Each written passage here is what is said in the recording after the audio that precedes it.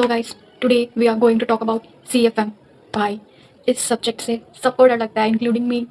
मुझे भी CFM से बहुत डर लगता था, बट बाय गॉड ग्रेस मेरा दिसंबर 2025 का पेपर CFM का अच्छा गया था। तो मैं आपको शेयर करूँगी वो टिप्स जो मैंने फॉलो किए थे। सो लेट्स टॉक अबाउट कि जो हमारे CFM है वो दो पार्ट्स में डिवाइडेड है। तो पहला पार्ट हमारा corporate accounting and second part है फाइनेंशियल मैनेजमेंट। ज़्यादा वेटेज का एक चैप्टर है जो कि आपको करना ही करना चाहिए अगर आपको अच्छे नंबर लाना है। तो share capital is a must to do chapter. Next we will talk about cash flow.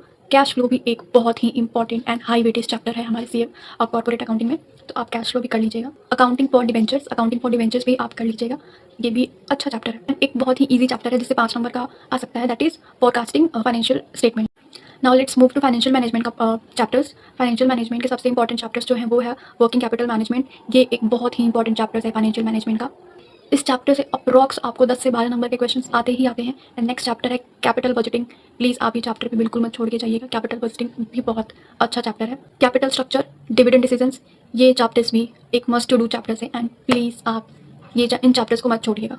Cost of capital भी आप कर सकते हो, वो भी एक अच्छा चैप्टर है। उसकी भी 5 से 7 मार्क्स की वेटेज होती है। Never under estimate the theoretical part. Theory हमारे पेपर में एग्जैक्ट 35 मार्क्स का आता है। Can you believe 35 marks? वो थ्योरी आप बिल्कुल करके चाहिए। आप पास तो लिखवा के ले लो कि आप अगर आपने थ्योरी पार्ट कर लिया देन आप पास हो CFM में। प्लीज़ एक गलती मत करिएगा, वो मैंने की थी। तो आई विल सजेस्ट यू कि आप वो गलती मत रिपीट करिएगा। आप CFM कभी भी छोड़िएगा मत।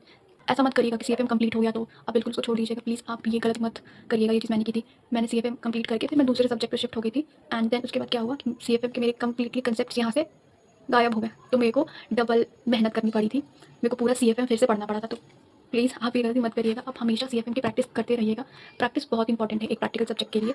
एंड क्वेश्चंस आप हमेशा एक टारगेट रखिएगा कि मैं CFM के 4-5 क्वेश्चंस करूँगा ही करूँगा डेली। CFM के लिए अकेले आपका ये मॉड्यूल एनफ है। CFM से जितने क्वेश्चंस आते हैं वो ICSI क्या करता है कि बस नंबरिंग और नाम चेंज कर देता है। एंड सेम क्वेश्चंस आपके पेपर में बुक से आते हैं। तो please ICSI module is the key to pass in your CFM paper. This module, this is your best friend. आप CFM में फॉर श्योर पास हो सकते हैं। So you don't have to worry about क्या फेल हो जाओगे। आप please जो मैंने चीज़ें बताई बस उनको ध्यान में रखिएगा। So that was it and thanks for watching and subscribe for more.